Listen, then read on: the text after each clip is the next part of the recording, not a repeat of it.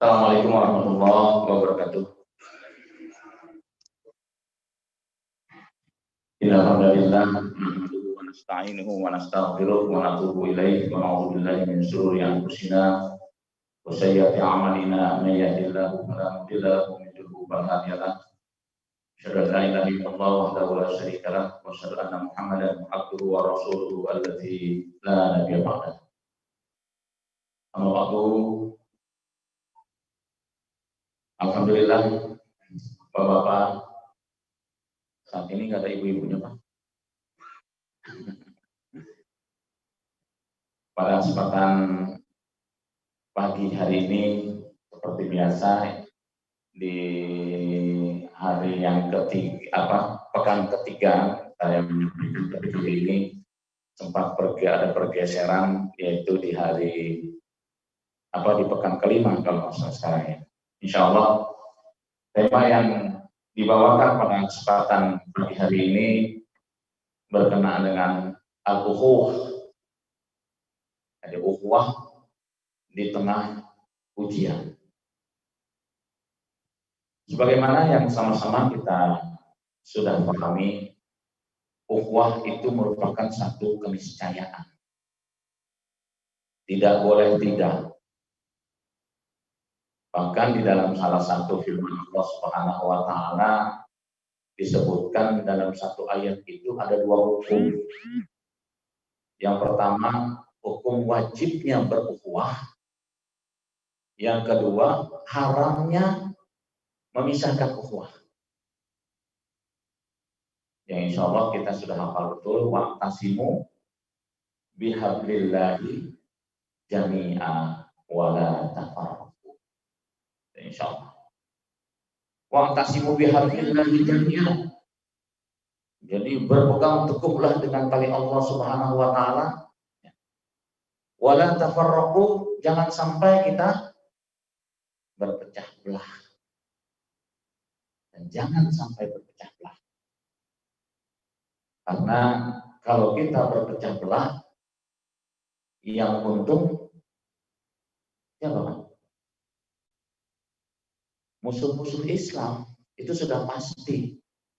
Mereka akan tepuk tangan ketika ukhuwah itu semakin renggang, semakin jauh. Nah, ini yang jadi persoalan. Karena itulah insya Allah pada kesempatan pagi hari ini sampai waktu syuruk nanti kita akan membahas tentang al-ukhuwah ini, yang kalau kita coba cermati di dalam firman Allah Subhanahu wa taala, yang kalau kita cermati tadi Allah menyebutkan kepada kita berukhuwah, meskipun ada yang menginterpretasikan ukhuwah itu ada dua, ada juga mengatakan ukhuwah itu ada tiga macam berukhuwah.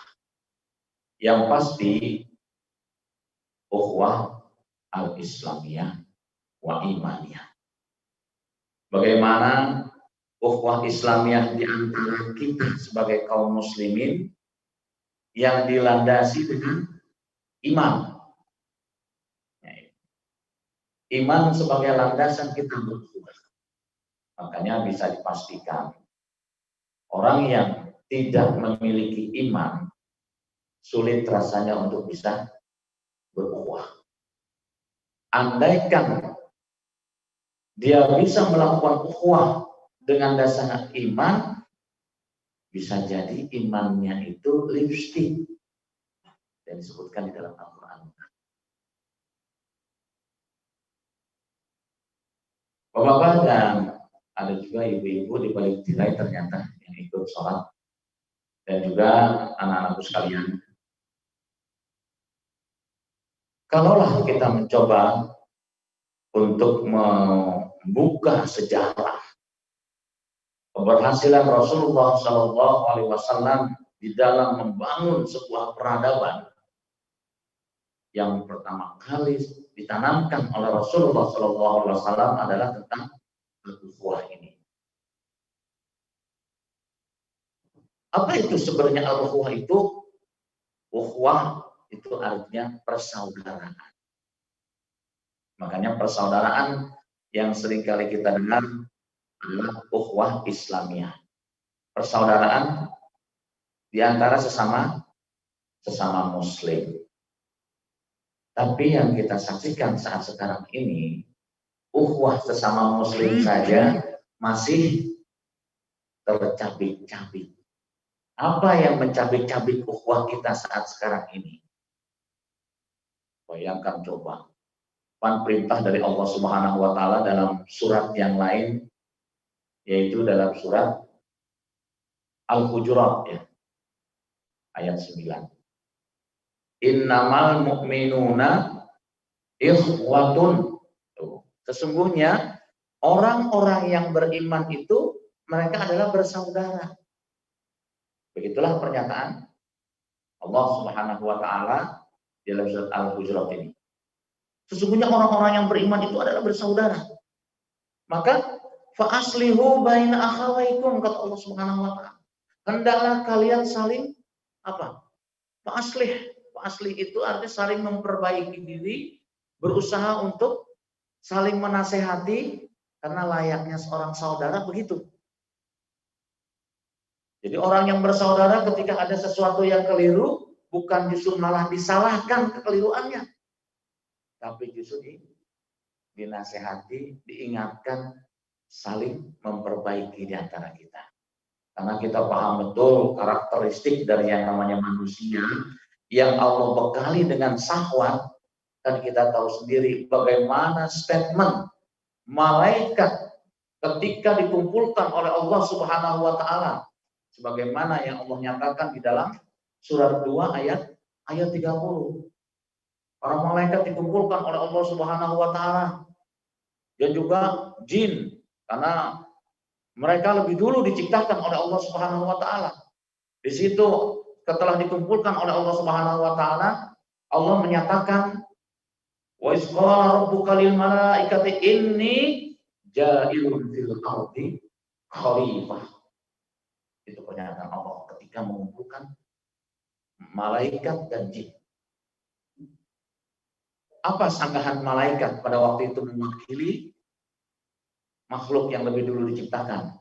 Qalu ataj'alu fiha may yufsidu fiha wa yasfiku dima. Ngeri sekali, Pak. Kalau kita lihat pernyataan malaikat pada waktu itu ketika Allah menyatakan, "Wahai para malaikat dan juga jin yang lebih dulu aku ciptakan, bagaimana menurut kamu sekalian? Aku ingin menciptakan makhluk yang aku akan jadikan khalifatu fil ardh." Apa itu Pak? Khalifatu fil ardh. Menjadi wakil Allah di permukaan. Bahwa kita ini adalah wakil Allah yang diperintahkan oleh Allah Subhanahu wa taala untuk mengejawantahkan semua apa yang diinginkan oleh Allah Subhanahu wa taala. Makanya malaikat itu sempat terheran-heran. Engkau ingin menciptakan makhluk yang kau akan jadikan wakil di permukaan bumi. Sementara wahai Allah Subhanahu wa taala, dikatakan oleh para malaikat pada waktu itu, kalau lihat unsur-unsur penciptaan makhluk yang namanya manusia yang engkau bekali dengan syahwat, maka kecenderungan manusia itu adalah yufsid. Itu kata malaikat. Apa? Yufsid. Merusak. Oh. Kan terasa oleh kita sekarang ini ya. Yang merusak ekosistem negara kita yang sudah didesain sedemikian hebatnya oleh Allah Subhanahu wa taala. Jadi nyata apa yang disampaikan oleh para malaikat pada waktu itu nyata saat sekarang ini. Apa yang tergambar saat sekarang ini, pernyataan malaikat pada waktu itu bisa kita saksikan saat sekarang. Bahkan kata malaikat itu, wa yasfiku dima, bukan hanya sekedar merusak manusia itu, bahkan mereka saling bertikai, saling berkelahi.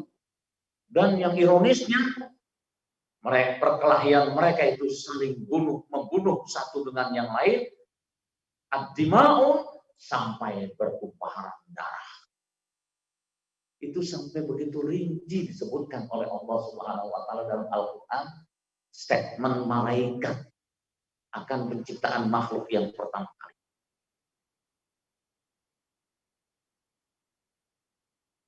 Kemudian para malaikat mengatakan, wa nahnu, karena malaikat mewakili makhluk yang lebih dulu diciptakan, makanya menggunakan nahnu di sana. Wa nahnu nusabbihu bihamdika wa nuqaddisu lak. Sementara kami, wahai Allah, dari semenjak kau ciptakan sampai saat dan detik ini, ketika engkau ingin menciptakan makhluk yang kau akan jadikan khalifatul fil ardh, kami itu tidak pernah membuat kerusakan, apalagi bertengkar, bertikai, saling membunuh dengan yang lain. Itu tidak terjadi pada diri kami, wahai Allah. Itulah statement malaikat mewakili makhluk yang lebih dulu diciptakan pada waktu itu.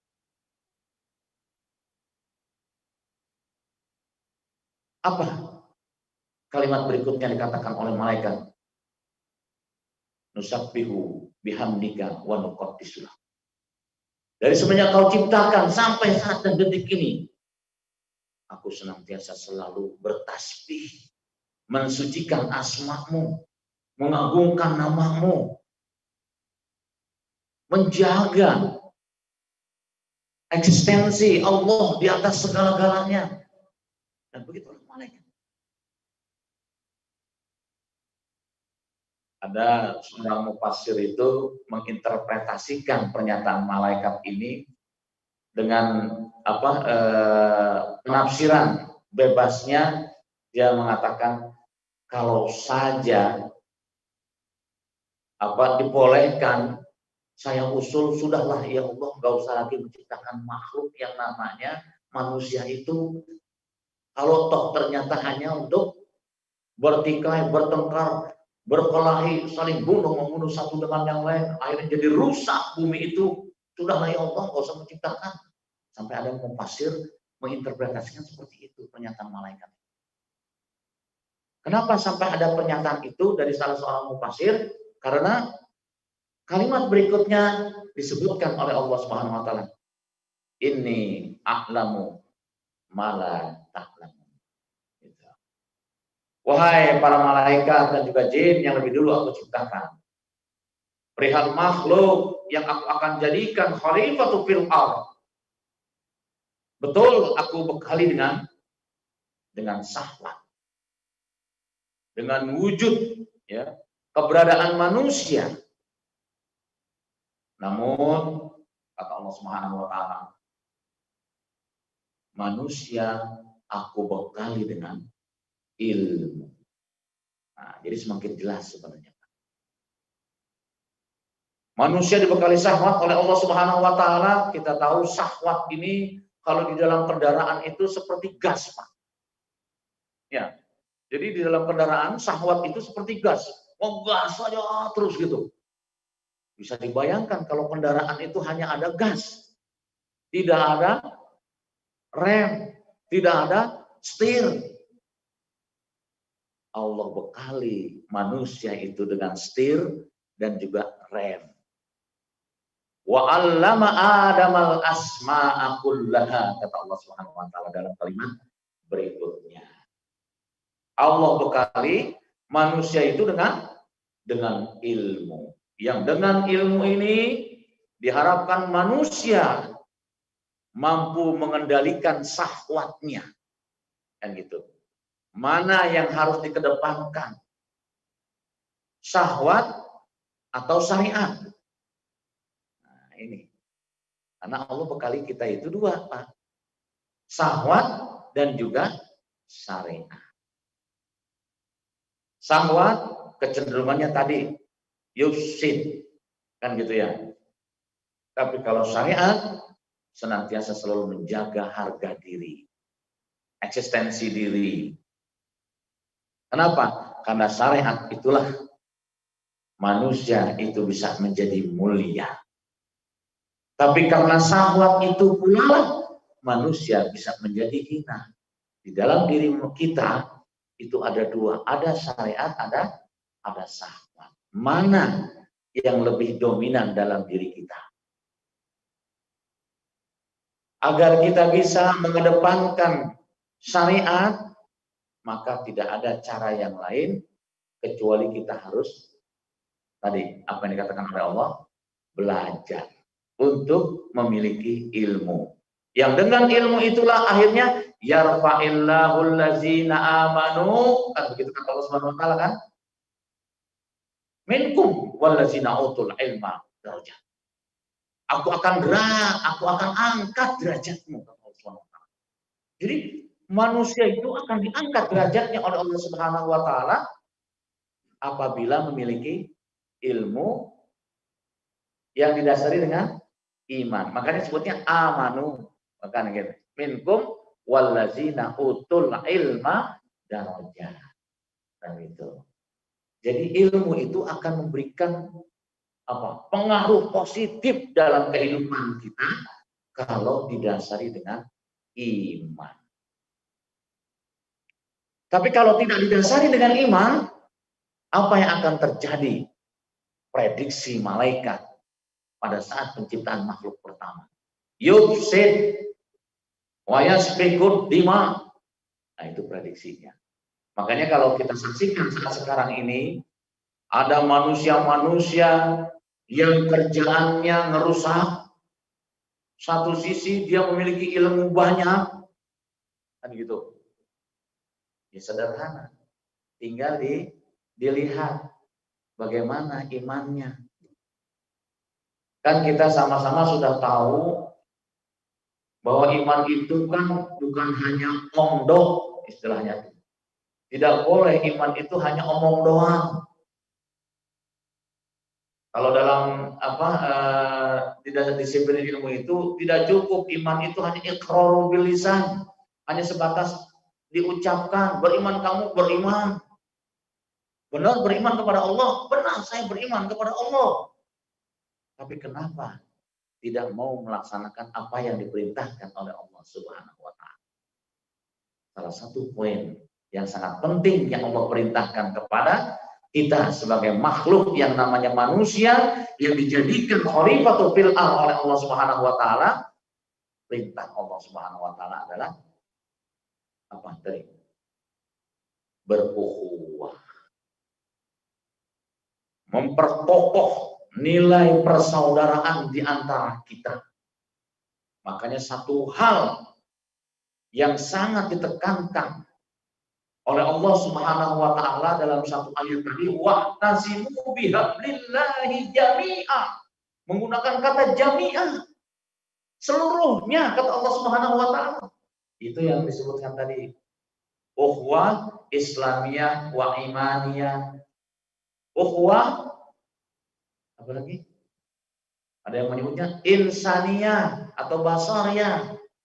Jadi persaudaraan sesama Muslim yang beriman, kemudian persaudaraan sesama manusia, ya kan?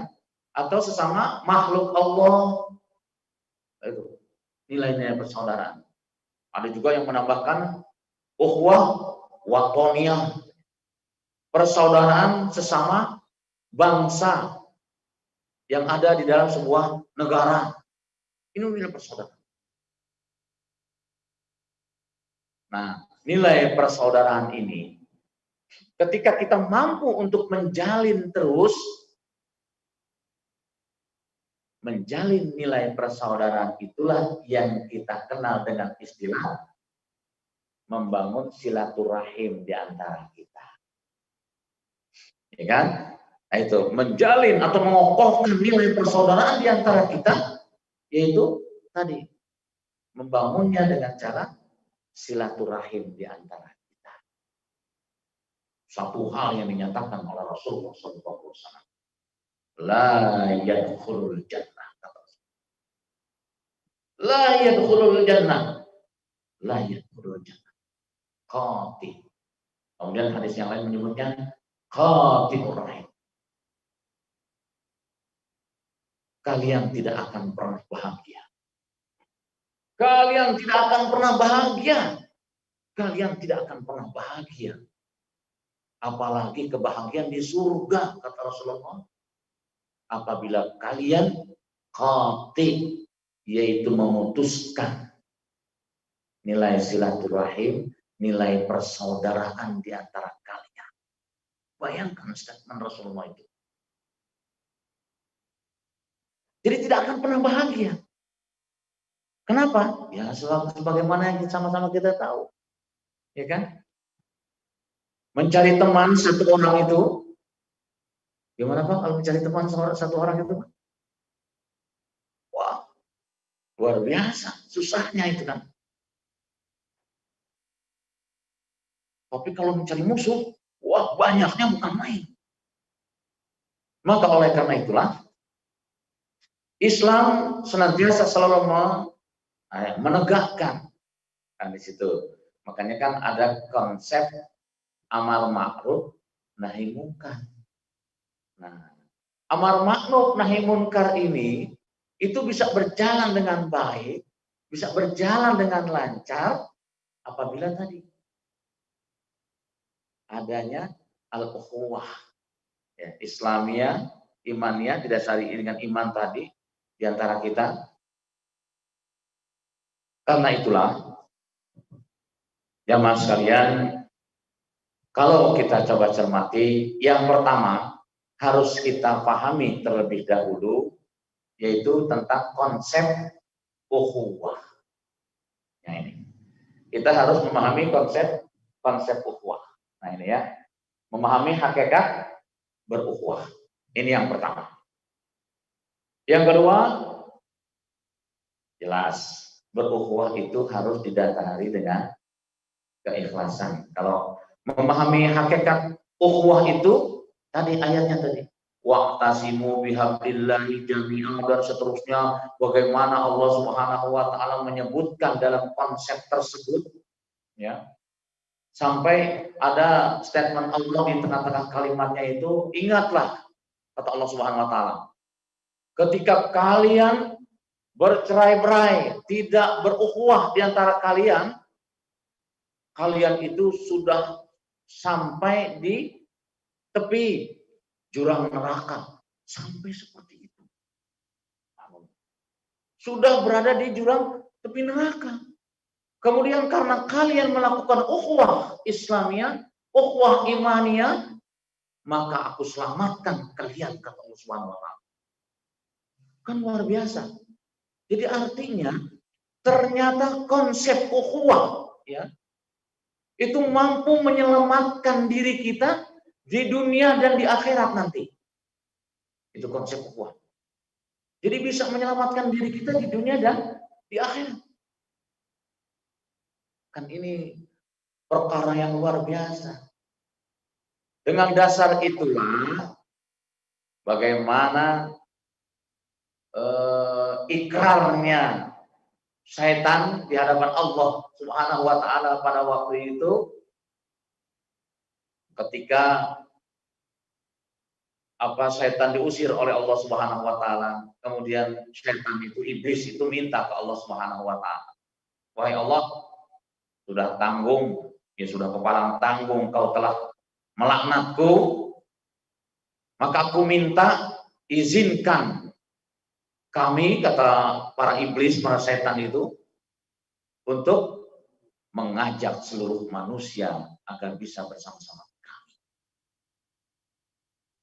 Biar apa? Biar sama-sama dilaknat. Ini suah. Sampai seperti itu. Disitulah mulai iblis, setan mulai melakukan perannya.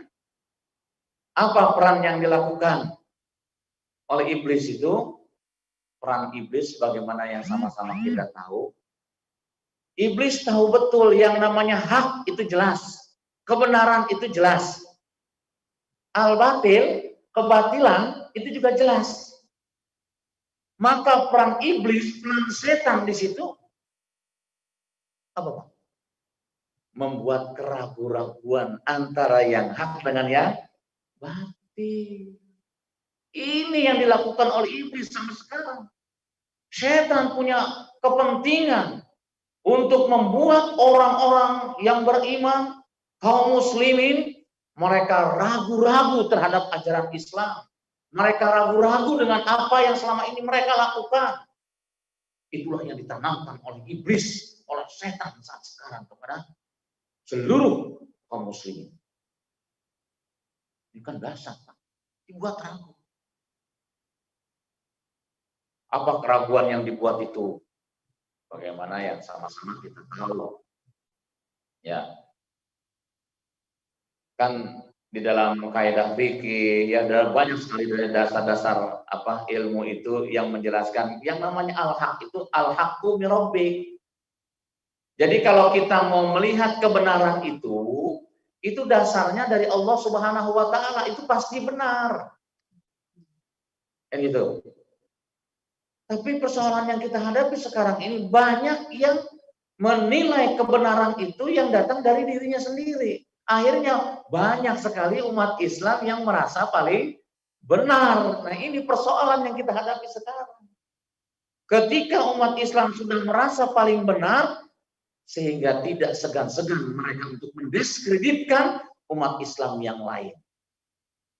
Bahkan sampai pendiskreditannya itu, naudzubillah min dzalik. Apa?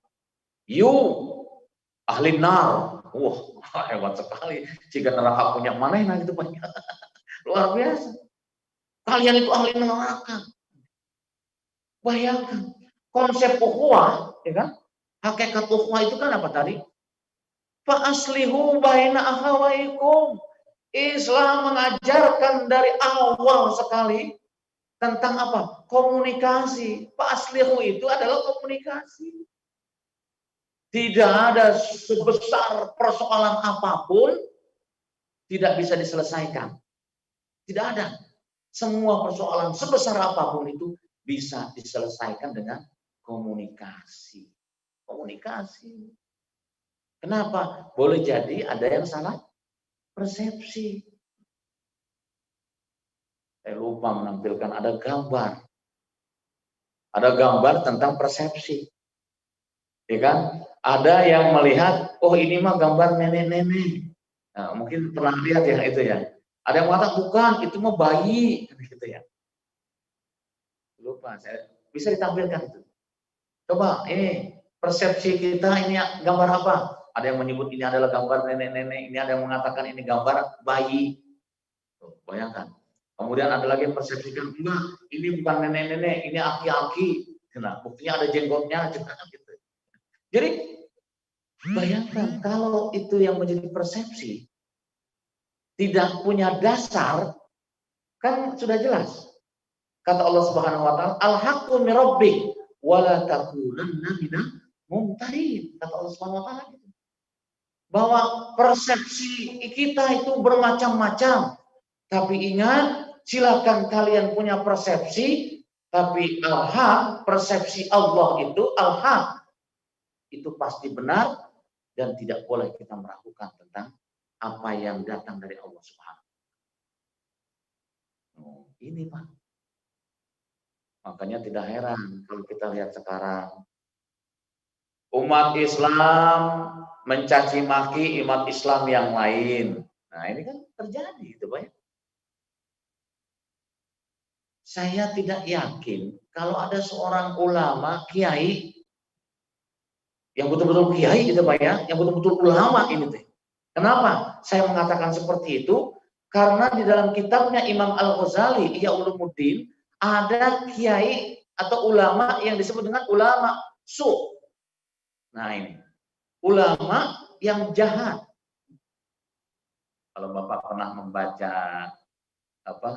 sebuah buku bagaimana Sunan Kalijogo yang pada waktu itu berpura-pura menjadi seorang ulama. Kenapa? Karena Belanda pada waktu itu susahnya bukan main untuk bisa menguasai Aceh. Daerah Aceh itu susah sekali dikuasai. Akhirnya Belanda mengirim snorkelnya belajar Islam ke Mekah, tapi tidak untuk masuk Islam. Sepulangnya dari Mekah, dia membawa setumpuk ilmu, kan begitu, ilmu tentang Islam. Dia datang ke sana menggunakan sorban, jenggot panjang, bahasa Arab yang fasih. Begitu datang ke Indonesia, tujuan utamanya adalah bagaimana saya harus bisa menguasai daerah Aceh ini, karena satu-satunya daerah yang belum bisa dikuasai oleh Belanda pada waktu itu adalah Aceh. Datanglah snorkelnya dengan memberikan salam yang fasih, bahasa Arab fasih. Akhirnya orang Aceh terpengaruh pada waktu itu. Akhirnya pada cium tangan, menyambut kedatangan Syekh, ulama besar dari Mekah. Ya kan? Apa yang terjadi? Baru 1 pekan snorkelnya masuk ke daerah Aceh, ya Pak, Cut Nyadin ketangkep, Tengku Umar ketangkep, berhasil mereka itu. Disitulah banyak yang sering mengatakan pentingnya mempelajari sejarah. Pentingnya mempelajari sejarah begitu. Kenapa? Karena sebagaimana yang sama-sama kita pahami, sejarah senantiasa selalu terulang. Sejarah senantiasa selalu terulang. Terus contoh sekarang saja misalnya, kita mengalami COVID-19, itu di dalam sejarah, COVID itu terjadi setiap 100 tahun sekali. Siklusnya itu, Pak. Jadi pandemi, ya, siklus pandemi itu terjadi setiap 100 tahun sekali. Ada aja terus diciptakan oleh Allah Subhanahu wa taala. Yang paling dahsyat itu yaitu virus taun. Itu yang paling dahsyat. Disebutkan itu usia manusia kalau terjangkit virus taun itu paling lama cuma 3 hari, Pak. Dahsyat virus itu. Makanya digambarkan oleh Allah Subhanahu wa taala di dalam surat Al-Baqarah ayat 234 atau 43, saya lupa itu. Enggak ada yang sampai 243 ya. Nah, alam tara ilal ladzina kharaju min diyarihim wa hum ulubun hazral maut, kata Allah Subhanahu wa taala. Perhatikan olehmu. Di situ kalimat menggunakan ro'ah. Allah suruh lihat lewat mata kamu langsung. Sampai begitu Allah katakan. Pernah terjadi di suatu negeri di mana penduduk negeri tersebut itu adalah tempat kelahiran mereka, tapi mereka berbondong-bondong, lahum ulufun, ribuan jumlahnya. Jadi penduduk negeri tersebut berbondong-bondong meninggalkan negerinya, padahal tempat kelahirannya tapi ditinggalkan. Kenapa? Hazral maut. Karena takut mati. Diinterpretasikan oleh para mufassir, salah satunya Imam Ibnu Katsir di dalam tafsirnya, bahwa pada waktu itu Allah menurunkan virus corona. Apa yang disebut pada waktu itu virus taun. Begitu dahsyatnya virus itu. Sehingga orang berlarian meninggalkan negeri tersebut. Apa yang terjadi? Bisa dibayangkan negeri kosong dari makhluk yang namanya manusia karena takut terjangkit virus. Faqala lahumullah. Pada saat itu Allah Subhanahu wa taala menyampaikan statement, wahai penduduk negeri yang meninggalkan negeri karena takut mati. Apa kata Allah? Mutu, matilah kalian semua. Yang takut mati, mati. Yang takut mati, mati. Nah, itu firman Allah itu, Pak. Mutu, kata Allah Subhanahu, matilah kalian semua. Mati. Yang berlarian tadi itu takut mati, mati. Summa ahyahu. Kata summa di situ multi interpretasi di kalangan para mufassir. Kemudian Allah menghidupkan kembali. Ada juga yang mengartikannya, mufassir itu, kemudian Allah menyisakan, ada yang dihidupkan. Gitu. Jadi kata summa di situ multi interpretasi. Ada yang dihidupkan kembali setelah mati, kemudian ada yang dihidupkan kembali, kemudian ada juga mufassir mengatakan ada yang disisakan oleh Allah. Gitu. Ada yang dihidupkan oleh Allah Subhanahu Wa Taala, tidak dimatikan semua. Tujuannya untuk apa? Jelas, pelajaran. Ya kan? Jelas adalah pelajaran. Bahwa sejarah akan senantiasa terulang terus. 100 tahun sebelumnya virus apa? Virus Spanyol. Wah, ini juga dahsyat, Pak. Angka kematiannya lebih tinggi dibandingkan dengan COVID. Kalau COVID itu angka kematiannya itu rendah. Hanya memang penularannya yang dahsyat. Gitu. Jadi memang virus itu punya karakteristik masing-masing kan gitu ya. Ada yang penularannya nggak dahsyat, tapi tingkat ketajaman virus itu yang membuat orang hanya beberapa hari atau pekan langsung mati kan gitu ada. Tapi kalau COVID ini nggak tajam, Pak. Nah, cuman permasalahan yang seringkali kita hadapi itu COVID ini keunikannya kalau orang sudah punya penyakit bawaan. Nah, ini yang jadi persoalan sebenarnya. Kenapa? Karena kata pakar-pakar virus itu, epidemi itu, dia mengatakan begitu virus itu masuk ke tubuh seseorang, ya kan? Dia berdiam dulu di rongga, ya, di rongga tenggorokan. Kalau dia masuk lewat hidung, dia diam dulu di rongga hidung itu selama beberapa jam. Ada juga mengatakan beberapa hari, terlepas perbedaan itu, ya kan? Jadi ketika dia diam di situ, lagi ngapain itu virus, Pak? Virus lagi CT scan. Keren, oh ya. Jadi si virus itu di tenggorokan atau di rongga hidung itu lagi CT scan. CT scan seluruh tubuh kita. Lagi dibaca oleh virus itu. Mana yang paling lemah ada di dalam tubuh kita. Makanya orang yang sudah punya penyakit bawaan, apakah ginjal, atau apalagi paru-paru, dan sebagainya, setelah ditemukan oleh virus, wah, ini orang kena penyakit ginjal, maka virus itu langsung pindah ke ginjal. Di ginjal itulah karena ginjalnya lemah, dia memperbanyak.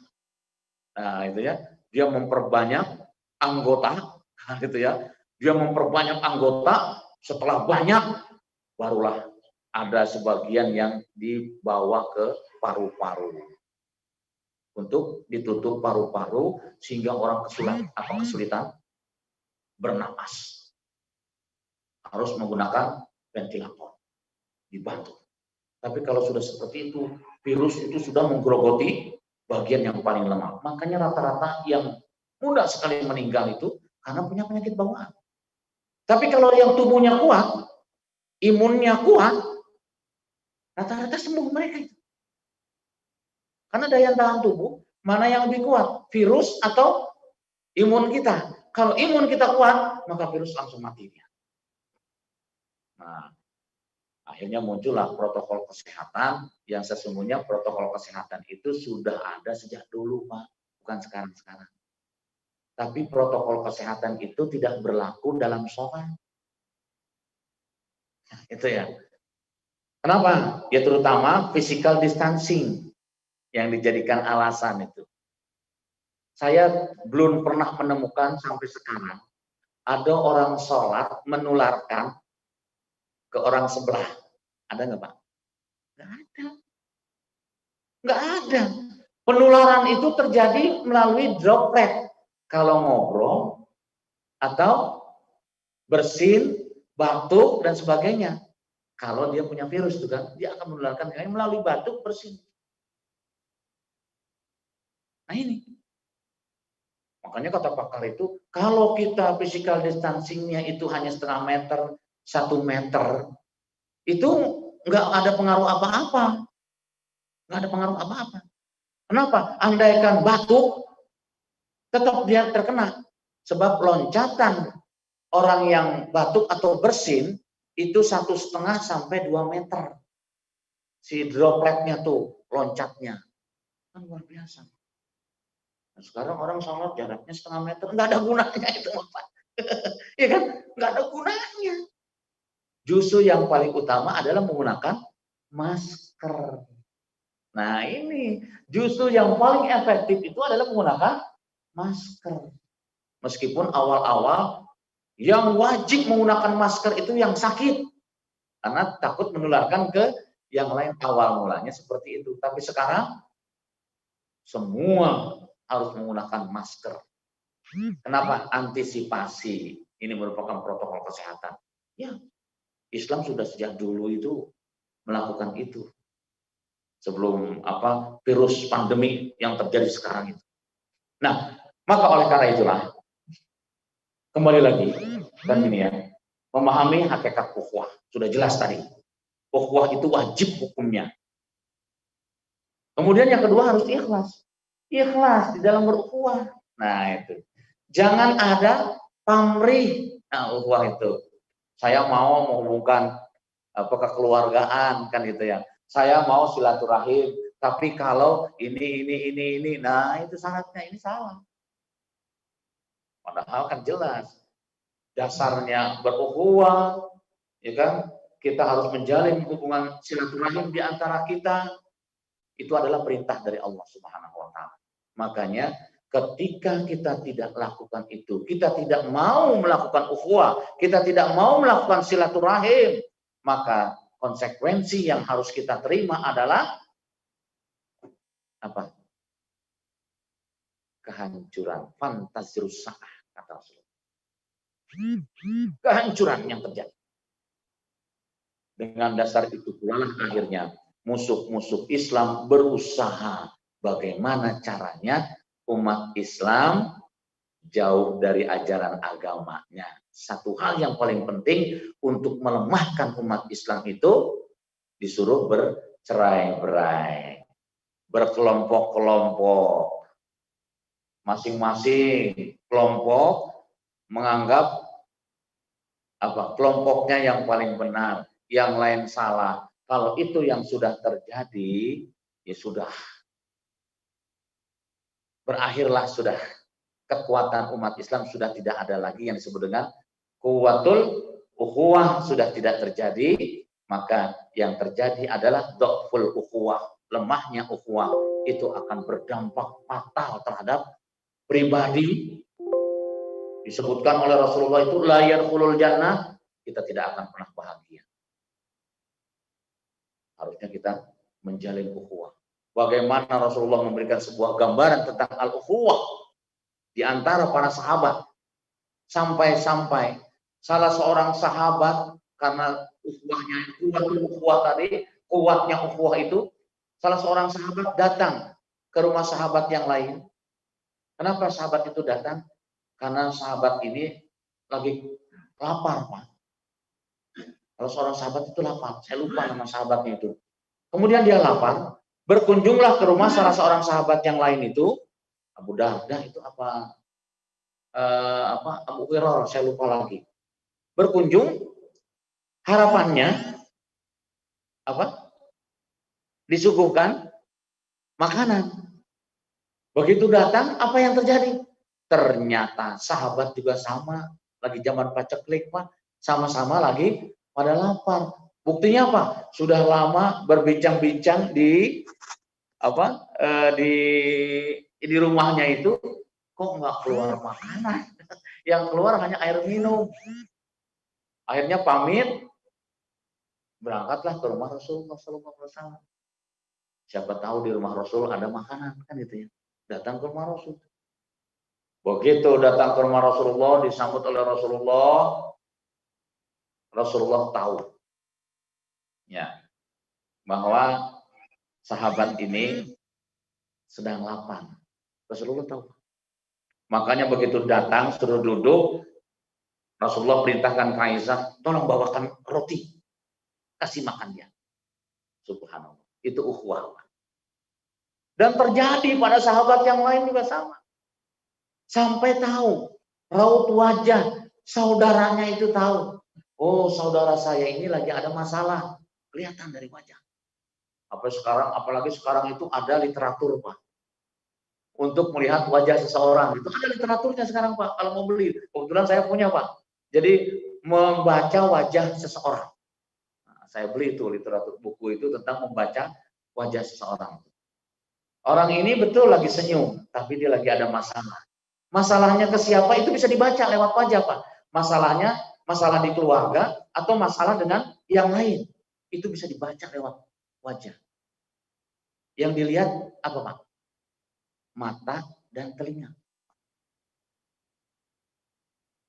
Mata dan telinga. Oh, rupanya kan ada pemeriksaan itu lewat retina mata, kan itu ada juga yang lewat telinga. Oh, dari situ rupanya. Bisa dibaca telinganya itu. Dia tersenyum ya, banyak senyum ke kita itu. Tapi telinganya itu berkedut-kedut gitu, Pak. Kedut-kedut lagi ada masalah itu, Pak. Dia lagi punya masalah. Jangan ragu-ragu, tanyakan saja. Fa aslihu baina akhawaikum, kata Allah Subhanahu wa taala begitu. Tanyakan saja. Ya. Sampaikan.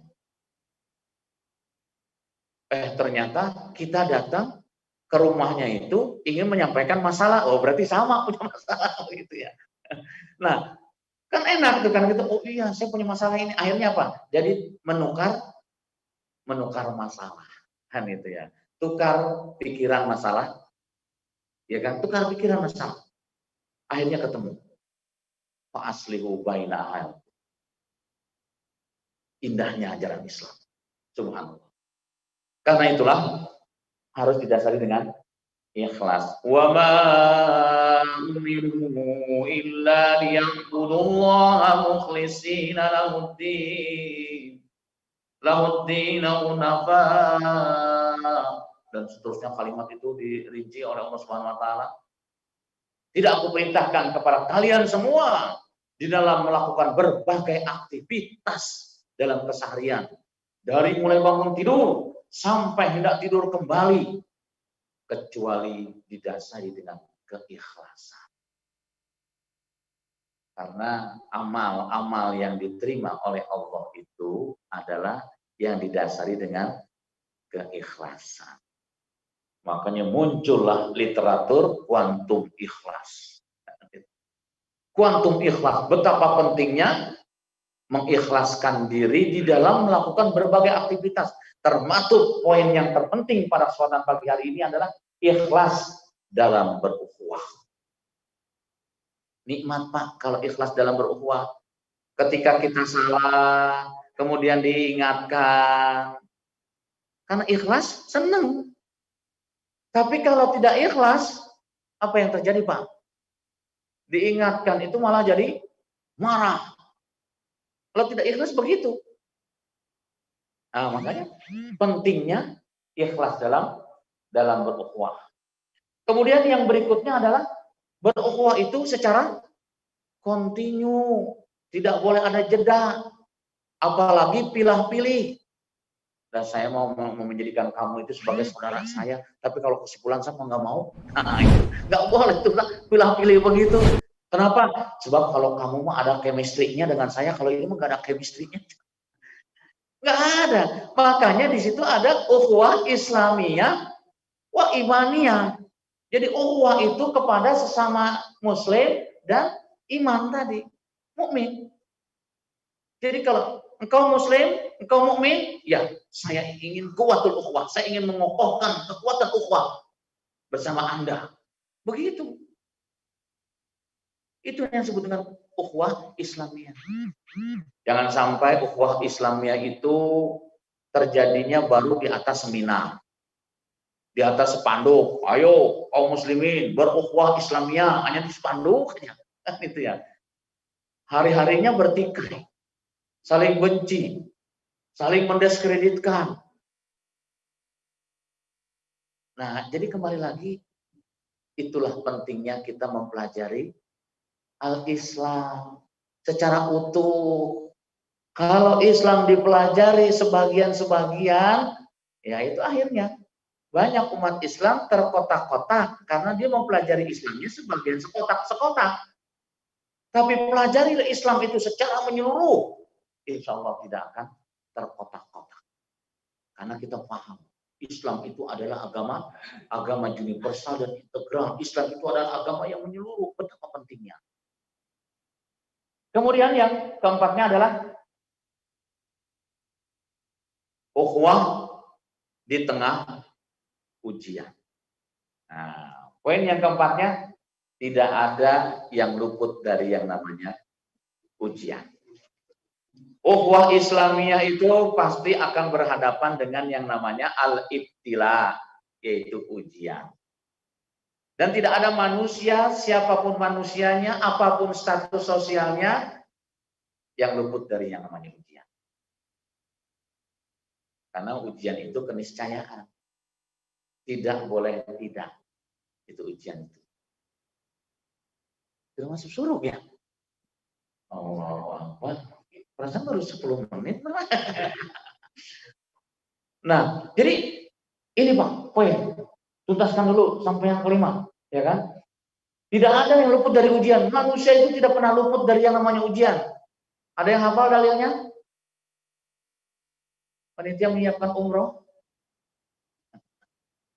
Meskipun sekarang nggak boleh umroh, ditutup.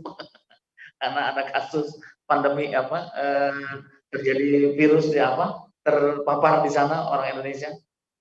Ditutup lagi Pak, sekarang Pak umroh. Kemarin sempat dibuka, sekarang tutup lagi.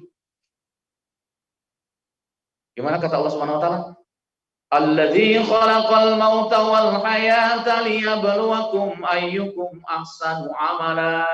Kan itu dalilnya itu. Dialah Allah yang menjadikan kamu dari tidak ada menjadi ada. Setelah kamu ada, kata Allah Subhanahu wa taala, liyabluwakum, aku uji terus kamu. Li akhir ayat, sampai masuk ke liang lahat, selesai ujian.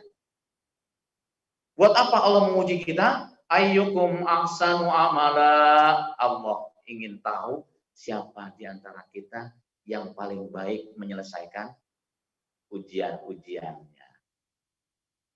Jadi setiap manusia itu pasti diuji oleh Allah. Cuman siapa yang paling baik menyelesaikan ujian? Ada yang menyelesaikan ujian dengan gantung diri. Gitu ya. Udah nggak itu selesaikan ujian lah. Daripada diuji terus itu, selesaikan ujian dengan bunuh diri kan gitu. Ada juga yang menyelesaikan ujiannya dengan cara menyalahkan orang lain kan gitu. Ya macam-macam itu orang menyelesaikan ujian.